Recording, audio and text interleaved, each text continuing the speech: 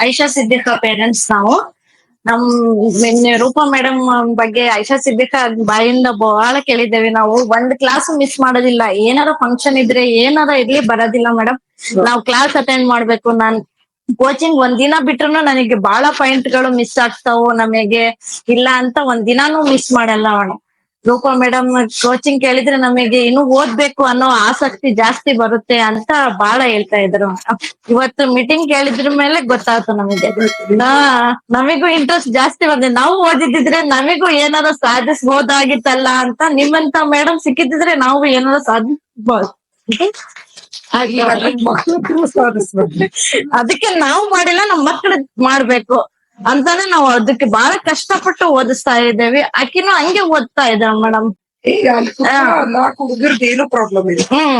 ಆಕಿನೂ ಬಹಳ ಕಷ್ಟದಿಂದಾನೇ ಓದ್ತಾ ಇದ್ದಾಳ ಮೇಡಮ್. ಕೋಚಿಂಗ್ ಎಲ್ಲ ಚೆನ್ನಾಗಿದೆ. ಚೆನ್ನಾಗಿದೆ ಮೇಡಮ್. ನಿಮ್ ಕೋಚಿಂಗ್ ಎಲ್ಲ ಚೆನ್ನಾಗ್ ಮಾಡ್ತಾ ಇದ್ದಾರೆ. ಕೋಚಿಂಗ್ ಸೇರ್ಸಿದ್ದಕ್ಕೆ ನಿಮ್ಗೆ ಖುಷಿ ಆಯ್ತು? ಖುಷಿ ಆಯ್ತು. ಕೋಚಿಂಗ್ ಸೇರ್ಸಿದ್ದಕ್ಕೆ ಖುಷಿ ಆಯ್ತು. ರೂಪಾ ಮೇಡಮ್ ಸಿಕ್ಕಿದ್ರಲ್ಲ, ಇದೇ ಕಾರಣಕ್ಕೆ ಖುಷಿ ಆಯ್ತು. ಅವರಿಗೆ ಓದಕ್ಕೂ ಇಂಟ್ರೆಸ್ಟ್ ಆಗುತ್ತೆ. ಎಲ್ಲ ಚೆನ್ನಾಗತ್ತೆ. Thank you.